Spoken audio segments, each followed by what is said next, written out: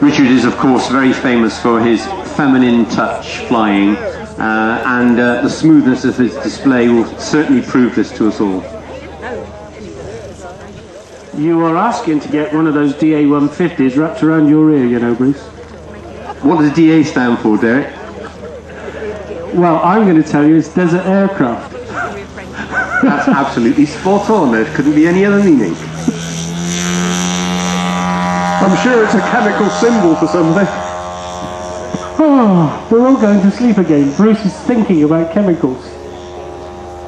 No, I'll give it a break.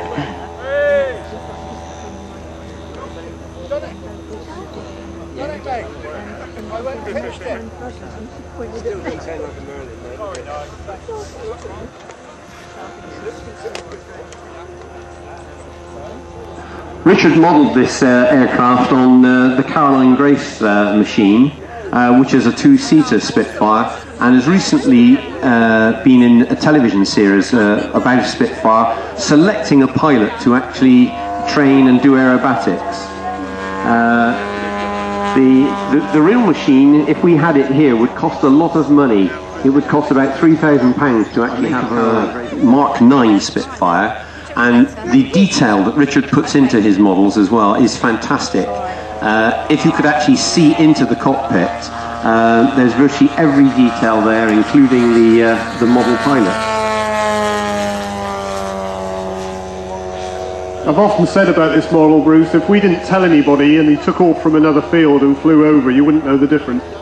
Well, Adrian, the other year, I had to go across to the car park field, and I was walking back, and Richard was flying it, and I was walking back rather fast and passing people, and there were just two men coming along, and they said, "Oh look, we're just too late for the Spitfire." So I told them it was a model, and they didn't believe me at first.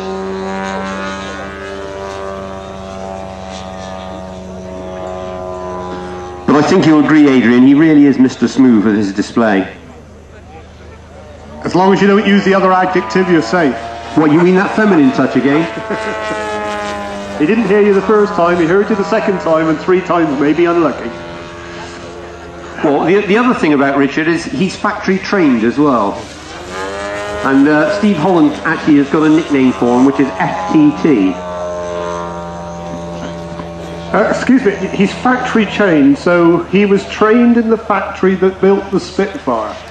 No, this is the Zenoa engine, because Richard, I think he's still selling Zenoa engines, and he of course ran the company Practical Scale, and the FTT is factory trained technician.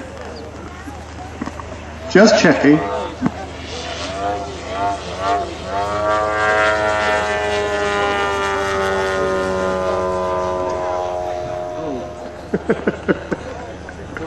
That certainly was some front wheels first, wasn't it, on the helicopter?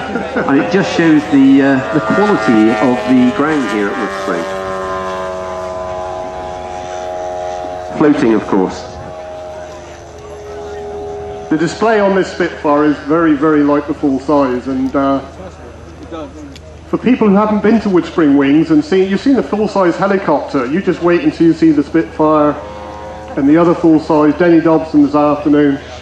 And it is truly amazing. So look at this.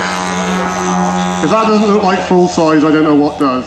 It really is impressive, isn't it? It is fantastic. It really is. And the actual degree of scale and the fact that Richard's got the nerve to fly something that must have taken hours to build. And he just flies it so well. But Richard's attention to detail is immaculate. He's, everything he does, the look of the thing, the way it's flown, the building skills and techniques, everything is almost perfect with Richard.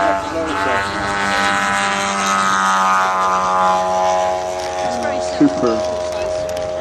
If you were here earlier, you saw Richard flying his Mosquito as well, which is another absolutely superior craft. His silencers, because he had problems with silencers after he first built it, and it took him quite a time to actually get out of the problem.